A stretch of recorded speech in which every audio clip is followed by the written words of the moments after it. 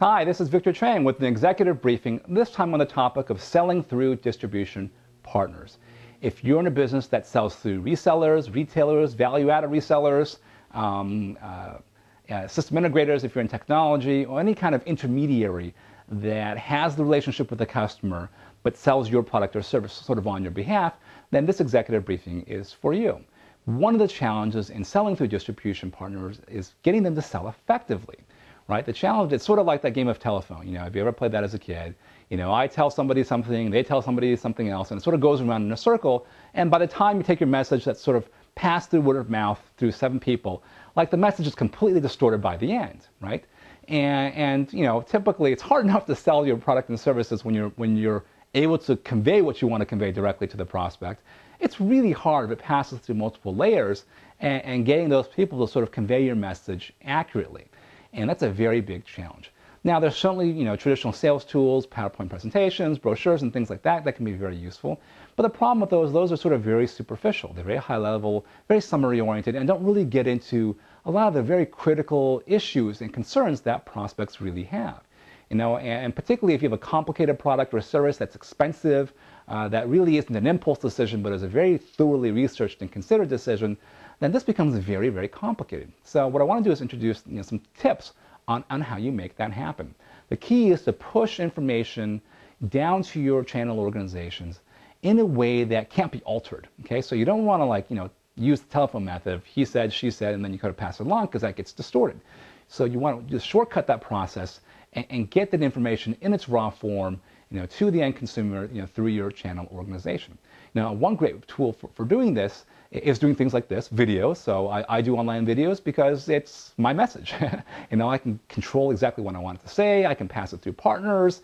Becomes a very easy way to control what you say.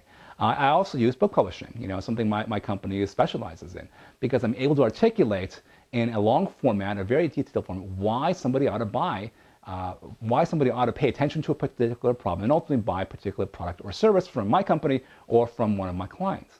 And both these formats of using media, taking your best message and conveying it through media is a very powerful principle. So if you're particularly good at selling in person or selling from the stage, using video is a great format. And personally, the reason I use video is because I am very effective at selling one-to-one. And for whatever reason, I don't know why people seem to like me, I hope. And I don't know if it's the words I say or my demeanor or body language, but there's something about people sort of interacting with me in person that seems to be very effective. And so one of the reasons I market through video is because a lot of that comes through in video that, say, might not come through in an email message or in a brochure. And there's something sort of intangible about that. So for me, the media video works well because it replicates a lot of that body language. That happens to be a good fit. I also use books.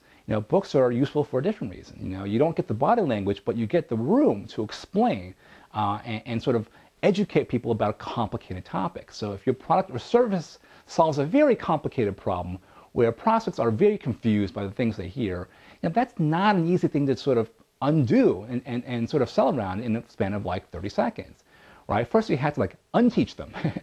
So one of the things we do in Bookmercials is we start with things that people believe that are completely wrong. They've been misinformed. We have to actually unteach prospects what they think they know to get them to be open-minded, and then reteach them what we want them to know that's more accurate, well in advance of ever sort of mentioning products and services. And that doesn't really work well. You can't do it in an email message. Have to do it on a single web page, maybe across 60 web pages, but in a Bookmercial book, you have a lot of room to sort of get that job done. So it's very useful for sort of exploring very complicated, complex topics and helping people understand these very complicated issues. Sometimes they're sort of interrelated. So all these media are very useful for different reasons, but the key principle is you take the media that's appropriate, that best sort of suits your needs, and you use it to replicate the perfect message. Right, so if it's in video, it's what you want to say to prospects. If you can say it in person, you do it in a video so you don't have to show up in person. If you have a very complicated topic you're trying to dissect, you put it in a Bookmercial book, and it gets that perfect message that's super well honed to the end prospect through your channel organization without it getting distorted in any part of the way. So again, that's the key tip for today, is think through, what's the right message? Is it visual? Is it audio? Is it sort of a complicated understanding of complex issues? And sort of pick the right media that sort of best replicates that message, and then use that to sort of distribute that through your channel organization. And that's a very effective way to get your channel organization to sell and market more effectively without having to put an unrealistic burden on them to train them to sell as effectively as you are, because if they're selling other products and services, they frankly won't. It's just a big challenge to sort of get them to pay attention to your stuff. But if you make it really easy for them, if you make your perfect presentation in a book, in a video, in audio, whatever the format happens to be, and it's like honed and really sort of tested, it makes sales very easy for them, and they want to sort of do it more. And the effort of selling is sort of handing over sales tools that will get the job done on your behalf. They like that. They get paid, and it's very little work on their part. And so the more you can make it easier for the channel organization, and the more you can sort of package that perfect presentation, whether it's about the presentation about the products and services or simply about the problems that your customers and prospects face. It sort of all depends on where you are in your marketplace. But getting that perfect message packaged and sort of multiplied is a very useful principle for selling through channel organizations. So I just wanted to pass along that tip for today. I hope you've enjoyed it. Thanks, and have a great day.